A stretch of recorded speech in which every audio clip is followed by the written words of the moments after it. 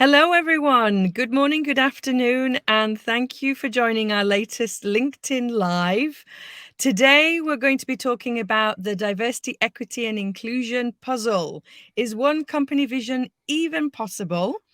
And it's with my great delight to have my colleague Tom Waterhouse here with us today to join this conversation and share his wisdom and experience around this bigger question. Tom, would you like to introduce yourself to the audience? Yeah, sure. I'm delighted to be here. Thank you for giving me the opportunity and trusting me to invite me. So I am part of the Thriving Talent network of partners. I've been focused on DEI work for the last 4 or 5 years full time. Previous to that, I worked in a corporate environment, and DEI was part of the work that I did. So today I'm working with clients large and small to try to help them build their DEI strategies and to develop solutions and approaches to address the various challenges they face. Thank you, Tom. And for those of you who maybe don't know me, I'm the co-founder and co-CEO of Thriving Talent and often feature here on the LinkedIn Lives. And today I'll be playing the role of interviewer, adding what I can fill in on what Tom shares with us today. But please make this work for you and create value for yourself by adding your questions and comments underneath the LinkedIn Live, and I'll be checking those as we go along over the next 30 minutes to see if there's anything we can answer and be of service to you as well. As we always say, this is a journey. Diversity, equity, and inclusion is a journey, and as a collective, as a community of practitioners, we really like to believe that we're here for one another to support each other on this journey. So, getting into the topic that we planned to explore today around this puzzle, Tom, from your experience, if you think about it, what is more realistic? Companies that have a unified maturity in diversity, equity, and inclusion, or companies that maybe have different departments, units at different stages? In other words, how common is it to struggle with different maturity within one company? Great question. Thank you, Natalie.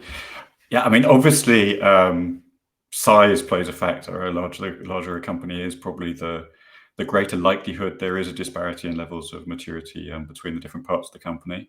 And a larger company is also probably more likely to have a broader geographical spread, which can often mean different levels of maturity, often related to cultural differences, to the way the legal environment has evolved, and so on. And I think it's probably also fair to say that the more diverse the activities across the company, the greater chance that there are differences. So if you have units engaged in traditionally male-dominated blue-collar activities on the one hand, and more gender-balanced white-collar office populations on the other, particularly if the company is relatively early on its journey, that word is going to come up regularly during the conversation, you're probably going to find that there are significant differences in the way that diversity, equity, and inclusion are perceived. And of course, the history of the company is also a huge factor. So a company that's grown organically over a long time may have a much more cohesive, deep-rooted company culture than one that's grown through a series of mergers and acquisitions, and which has had to integrate companies which perhaps had very strong cultures of their own, but are not necessarily at the same stages.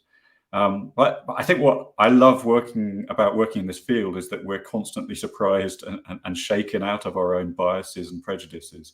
So, for example, you work with a client and you realize that the factory floor or the mine is way ahead in terms of inclusion of the head office or the trading floor, or when you realize that the South African or the South American unit is way ahead of the European units. And for me, those experiences are really healthy, because they remind me of my own biases and my own convictions. And as you said, I think the other thing is it's important to underline that DEI is a journey. And so therefore DEI maturity is not necessarily a single continuous line where diversity, equity, and inclusion each progress in the same sort of linear rate. So just because the diversity numbers look much better in one unit than in another, that doesn't mean that it's also ahead in terms of inclusion and equity. I've certainly seen business units with single figure female representation, but with far more inclusive and equitable environments than units close to gender parity, for example. So yeah, in a word, it is common to see different levels of maturity. And I'd almost go as far as to say that I'm a little bit skeptical if I go into a large organization where management claim that they're all on the same level. Yeah, I would be too. And do you think it's a good idea to have one DEI vision for the whole company? Or do you think it's better Mm-hmm. to have multiple in order to address these different maturity levels or different challenges? What do Mm-hmm. you think? I think it's essential. It's essential to have an overarching vision. You have to have some sort of aspirational outcome that gives an overall sense of direction of travel. Mhm. And I think it's going to be important too for senior management to be able to articulate that vision, not just to employees, but to the board, to shareholders, and maybe, depending on the business they're in, even to customers and suppliers and so on. Um, I think it's also important to distinguish between the vision, the strategy, and the implementation plan. Mhm. Each of these may be more or less consistent across the company, depending on the corporate culture. And I've worked with companies that are highly decentralized, where they've wanted to define, just basically a high level vision that applies across the entire group. But then they leave almost total autonomy to the business units about how they want to actually achieve that vision. And the message you get from the business units is, tell us what you want to do, but don't tell us how to do it. Mhm. Well, actually, in my experience, often they come back later saying, can you give us a hint about how to do it too? But that's another Mhm. story. And I've also worked with companies where, senior management was so stuck in a kind of command and control mindset that they wanted everything driven centrally. They want all the business units to execute. Basically, they want to all they want to do is for the business units to provide the resources to actually execute their vision. And I guess that can be more efficient sometimes in terms of making progress on some of the more operational aspects, but it tends to create frustration. So I think the ideal is probably somewhere between the two. Yeah. The global approach, if you like, as long as it's clear for everyone what is being defined and driven at a global level, and where the local units have the freedom to define their own priorities and do things their own way. I think the other thing is it's important to remember that at least from my perspective, most of the real work in DEI doesn't happen at the company level or even the unit level or often even the department level. Most of the good stuff really happens at team level. Yeah. And so it's important that, however the DEI vision is articulated, managers and team leaders identify with it, and they're able to see the role that they can play that will contribute directly to that vision. Yeah. It's probably the same with any business vision, Yeah, organization vision. especially anything involving change. Exactly. Yeah, Exactly. I agree. Yeah, Yeah. and I think if we get into change management 101, as you said, having people feel like they are part of the design and how this gets implemented is so important from a change management psychology point of view. Mhm.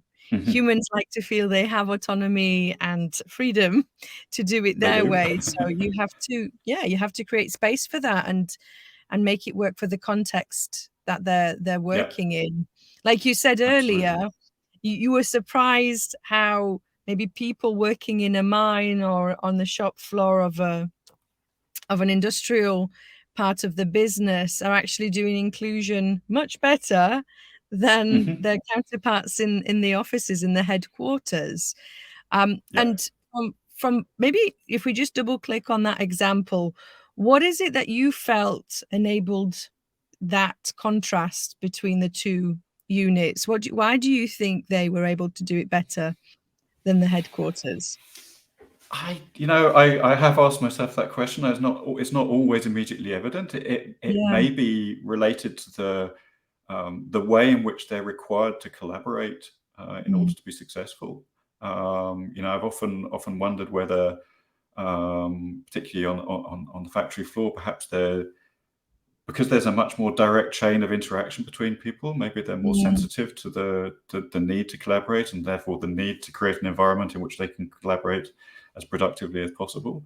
yeah. I think in the mine examples, it's also probably curiously, or paradoxically, a byproduct of underrepresentation. Mm, They're aware that women are in a minority there, and maybe people just have thought about it more and thought about what that impact has on those women working there, and therefore, they've yeah. made efforts. But yeah, it's an excellent question. I think I always come back to saying every context is different. Yeah, yeah, absolutely. I know when I used to work in Dubai and I worked for DP World, the port management company in Jebel Ali, I often Hmm. found the operational areas on the quay or in the engineering unit, they often had that greater sense of inclusion because Hmm.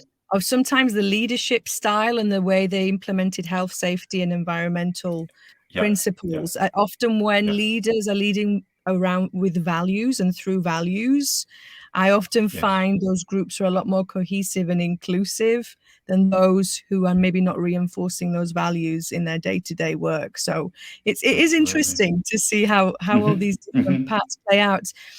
So I have another question for you around how we manage expectations about this journey and what is possible. So Hmm. how do you think, Tom, companies can manage expectations of business units that might see themselves or find themselves at these different stages of Hmm. understanding and maturity? Hmm. Hmm. Well, as you said at the beginning, and when I say we'll repeat it several times, Mm, DEI is a journey. It's not a project where you set some objectives and then you hopefully complete them and say, "Great, that's done. Let's move on to something new." It's something that's going to become an integral part, hopefully, of everything that the business does. mm, Um, and what that means is that wherever you are on the journey, there's always things that you can do. There's always things that you can improve, things that you can achieve. Um, that doesn't necessarily mean, like most things in life, that there aren't some things you can't do without having done other things first. You can't mm, run without walking first, if you like. So I think for me, the most important thing in terms of managing expectations is giving people an understanding of where they are on their journey, and that's typically using something like a maturity model. There's loads of different models out there.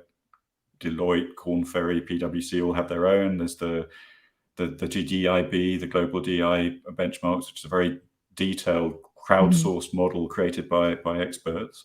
Or a company can build its own model, and that's something I've done recently, as you know, with a client. It can be time consuming, but I think actually the journey of building it can be incredibly rich, and it can reveal a lot about the current state of maturity. It can sometimes the scales fall a little bit from people's eyes. They realize that they're not as advanced, or maybe more advanced in some areas than they thought they were. And helping to build, doing it together, helps to build a common understanding of what we actually mean by maturity in the context of the company. And probably, I would argue, um, gets greater buy-in than just using a pre-existing external model. But I think the important thing about building that model is for it to be really a tool for managing expectations. It needs to be more than just a curve, and you situate your unit on the curve. It needs to be integrated with concrete examples of what would actually be expected in order for a business unit to be assessed at each level on the yeah, model, actions and initiatives that should be in place, metrics that should be met, and so on. And if you have those, your maturity model also serves as an action plan. So I found it a really very powerful tool to develop, and certainly once you've completed the work, you can see that the business heads go away with a clearer idea of what's coming down the line, basically. yeah, yeah. I totally agree, and having gone through that experience for the first time about 3 years ago, with another client, like you say, taking a model, but then customizing it to Hmm. fit their environment and their needs. I think that those models out there, such as the Global Diversity, Equity, Inclusion Benchmarks, it's a great free model, but it's Yeah. limited in terms of, well, we know what we need to be doing to reach certain levels, but it Yeah. doesn't really illustrate the how or give you ideas of how that can be achieved. And I think that Yeah. the version that you've described is a lot more tangible and practical for companies. And in my experience a few years ago, I had to take that free model and create something similar in terms of the how to help the different departments inform their action plans, because they were all at different stages with different types of Yeah. balance in the organization, and equipping them to understand it, to interpret it, to use it as a self-assessment, if you like, or a review of where they were. Yeah. I Yeah. think really, and I'm sure your experience is the same, it really helped to build that ownership and accountability for what they were then going to commit to in terms of actions to make Yeah. progress against. And Yeah. the whole process, I think, if done well, if you can make it transparent so that people understand what the outcome was and what decisions were made as an outcome of those benchmarking exercises, I think it really helps. That transparency really helps with that journey Yeah. and the change management itself. And Yes. maybe, Tom, do you think you could share some examples of maybe how some units or some companies have leveraged their maturity assessment, or the results that they've done from looking at a maturity model such as that? Yeah. I mean, I think I thought you were going to ask me about best practices. I think the maturity models show a path. I think that's one of the important things. And a lot of this work is about setting priorities. It's about allocating effort and resources. It's Mm. often not. It's not the only priority for an organization by any means. Companies typically have a lot of things going on, and so I think the maturity model can help companies, particularly. If you look at an organization and you map all of your business units onto the model, and you can see respectively where different parts of the organization sit relative to different aspects of the model. Then you begin to see opportunities for synergies. You can see opportunities where perhaps a business unit is further advanced than others in a particular area, and that might be something that can be applied in other business units or adapted to other units. And you see opportunities also for collaboration, because maybe you see business units that are at similar points in the path facing similar challenges, and you have the opportunity to collaborate together on that. So I think Yeah. that they bring a transparency to the global view, which encourages businesses to talk to each other, which already is a big step forward. Yeah. I know in some of the assessments I've been involved in, the ones that you said, where they're shared across business units or departments, from my experience, Yeah. tend to be around education and training. So how to Yes. understand these topics, but also have the skills and competencies to evolve the culture.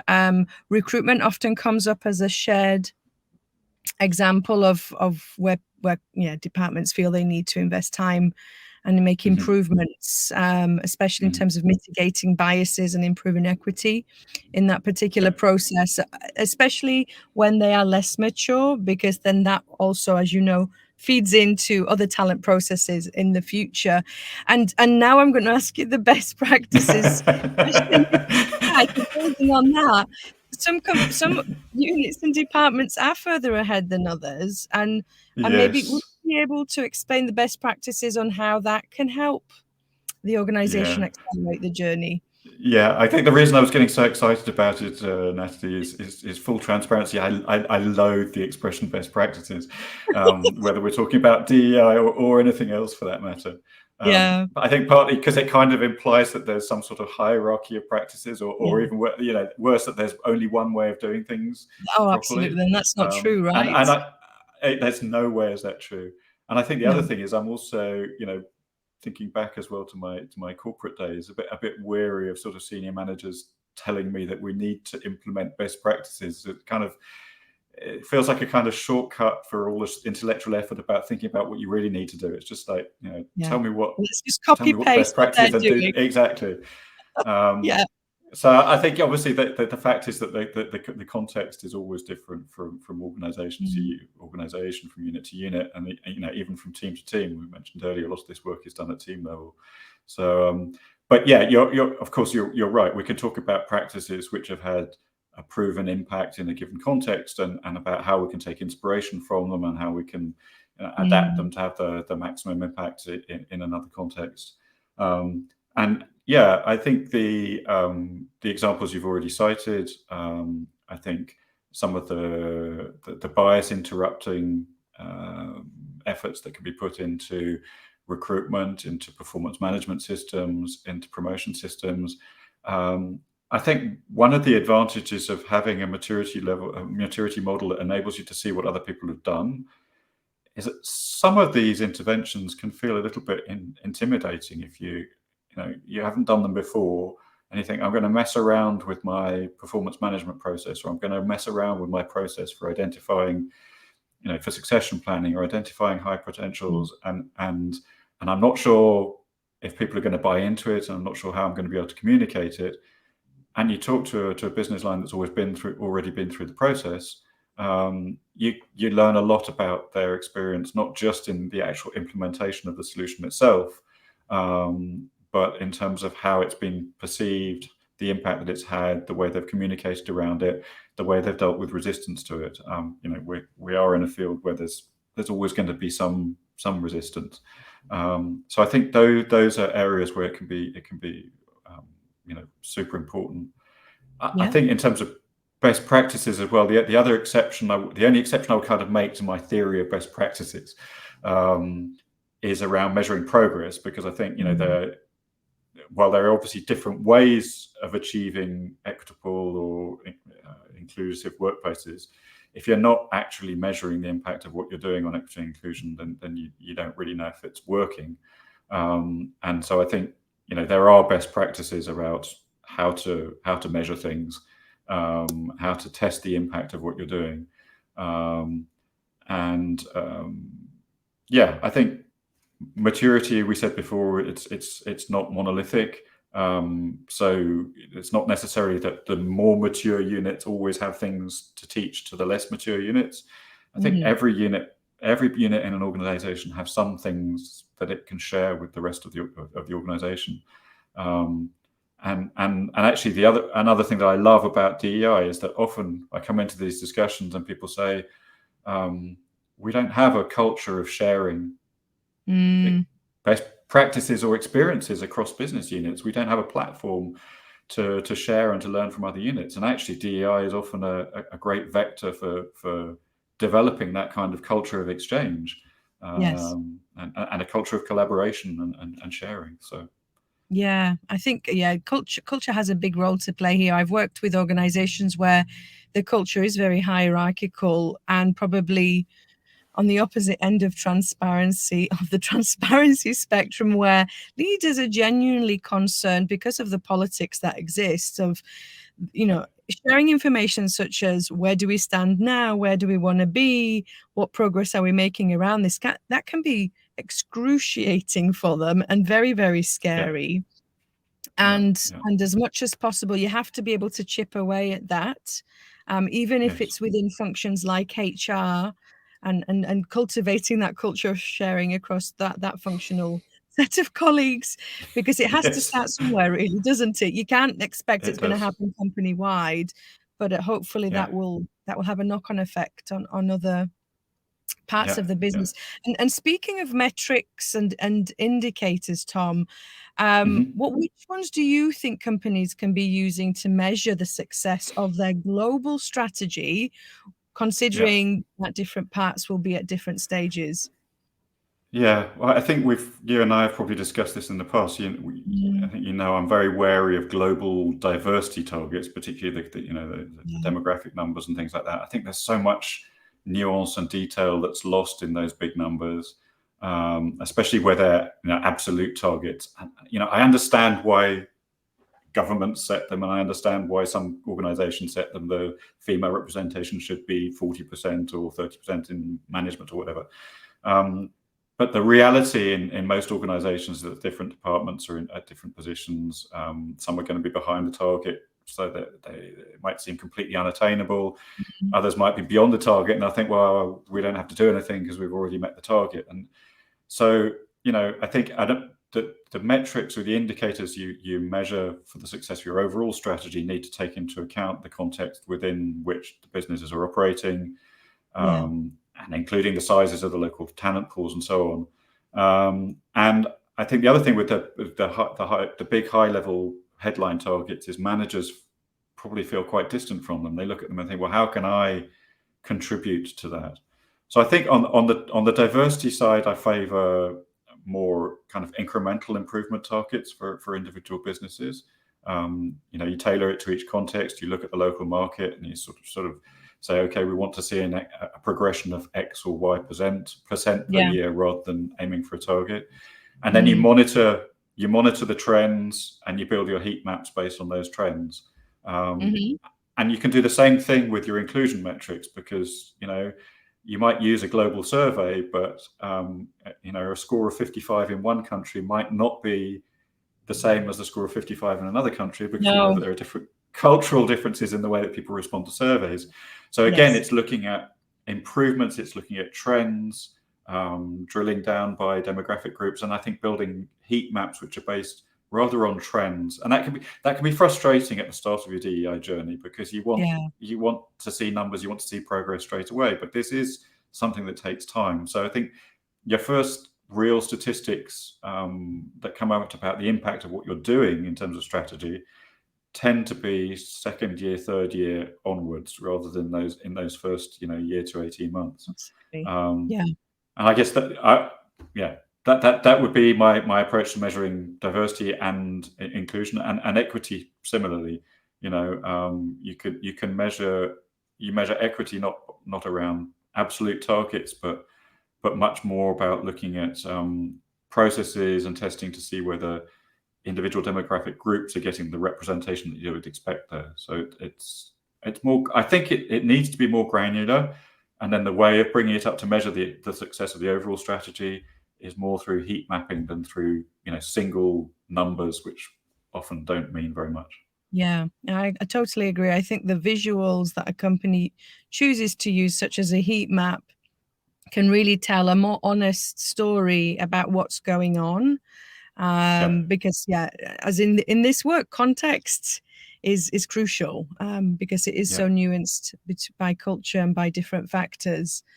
And Mm-hmm. in your experience, Tom, what would you say are the key challenges that companies face when they're attempting to implement a global strategy, especially when Yeah. they sense that there's different levels of maturity around the Yeah. place? Yeah, it's not easy, and I won't go back over the corporate cultures, but depending on Mm, whether it's a culture of delegation or a culture of centralized power, that can have an impact on it. I mean, obviously, challenges are varying levels of buy-in, the sense of herding cats sometimes, mm, because each individual business unit is going to have its own other pressures to deal with, its own other priorities to deal with. There's the complexity of just keeping in mind the fact that you're working with business units in different contexts, and being aware of that, remembering that you can't just glance at some numbers and immediately conclude that a business is doing well or not well without really understanding the context they're within. Obviously, consistency is a challenge, and creating a sense of collective progress, I guess. And then from the DEI practitioner's point of view, I think that one of the challenges is that there can be a tendency to dilute ambition and to sort of tend towards the lowest common denominator. So you sort of say, mm, okay, we've got 7 businesses here. This business is the slowest, so that's going to be basically where we're going to set our targets, because otherwise they're going to be left behind by others. mm. So I think one of the challenges is allowing each business, having the courage to allow each business to develop a strategy in its own way, and to accept that often bottom-up contributions in DEI are as impactful, if not more impactful, than some of the global stuff that you're trying to push Yeah. down. So it's getting that balance between the two. Yeah. Well, speaking of bottom up, what do you believe the role of employee resource groups plays in all of this? So I think employee resource groups and any other kind of bottom-up employee-driven groups or Mm, initiatives are hugely important in all this. I think, firstly, we talked about sharing. Employees are actually generally much better at exchanging between themselves than management is. yes. So I think you find there's a real thirst when you go into these groups amongst employees for the opportunity to exchange and to share and to hear from their colleagues. I think as long as they're given enough latitude and autonomy to Mm, operate, I think ERGs are more comfortable with prototyping and testing and trying things out and coming back and saying, well, that didn't work. Let's try something else. So that they can really help with those kinds of activities. Obviously, their ERGs typically are volunteers, so they have a mm, passion which they bring to the subject. Rather than being told to work on this, they're doing it because they believe in it, and so they're super important from that perspective. And then lastly, that they are on the ground. We've said it before. That's where the impactful stuff is happening.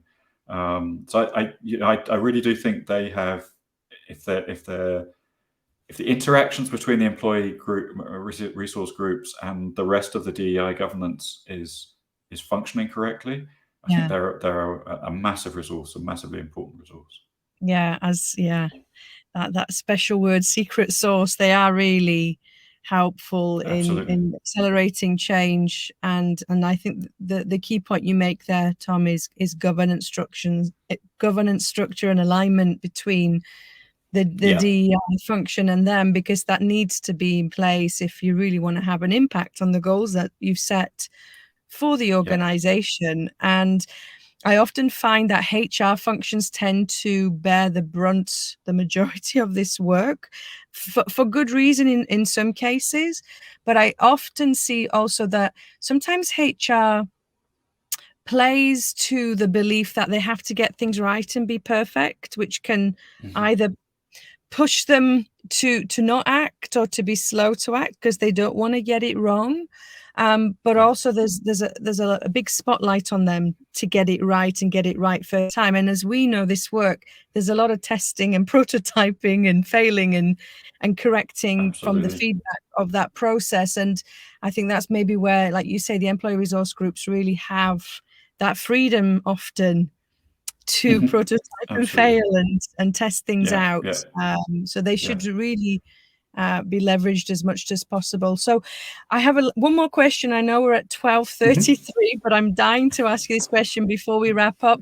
So on a very tangible note, what would you say is the first thing that leaders should do when they are aware Hmm. of differences of maturity within their company, but they're not sure on how to bring everyone together on the same page? Hmm. Um, I think I'd go back to what I said about building a map of those different maturity levels. I think it's about whether it's taking an existing maturity model or building a bespoke model. I think it's so important to have that map of the businesses against the model, to share the results Mm, transparently across the business unit so everyone knows where they stand, where they're trying to get to, and to use that exercise to build a common understanding to help units to spot synergies and leverage opportunities and mm, collaboration opportunities and so on. So I think that combined, and that should facilitate the discussion around the local model. I think yeah. when you start this exercise, if a lot of companies go into this thinking, okay, we need to bring someone in at the top and we'll just define our vision and then we'll drill it down through the organization. And I think they may even do that when they know that hasn't worked in other areas. They may do it because they're thinking kind of compliance model. Mm, They still have a slight compliance mindset around DEI, and DEI is not around. There's a bit of compliance in there, but it's really not around compliance. It's around change management.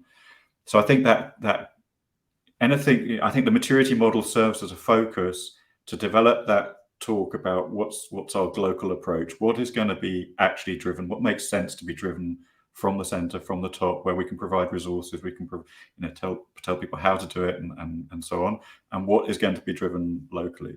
Because you need both of those. You can't do everything locally, and you can't do everything globally, in my experience. No, no, not at all. Well, thank you so much, Tom, for sharing your experience and Thank you, insights on Natalie. It this. goes so fast, doesn't it? It does really go fast, yes. And hopefully the audience and the people who watch the recording have some questions answered through this conversation. We'll be sure to post a link to the free model that we shared earlier, the Global Diversity, Equity, Inclusion Benchmarks model, on the page where we'll be posting this recording, should you be curious and want to take a look at that. And if you want to ask more questions to Tom and myself, or get an understanding of how we might be able to help you and support you in terms of creating your own maturity model to aid these change management conversations and action planning in your business, then do feel free to get in touch, and we'd be happy to take the time to talk to you. I'm just checking if anyone has posted any questions, but I don't see any. So if we do get some after the event, Tom, I'll be sure to flag them to you too. But thanks again for taking the time. And thank you everyone for taking the time to be with us. And we'll see you on the next LinkedIn Live. Take care. Until then, bye. Thank you. Bye-bye.